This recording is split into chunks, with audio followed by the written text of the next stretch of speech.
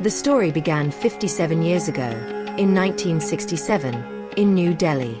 The then Prime Minister of India, late Indira Gandhi, announced on January 13, 1967, that Assam will be reorganized on federal basis.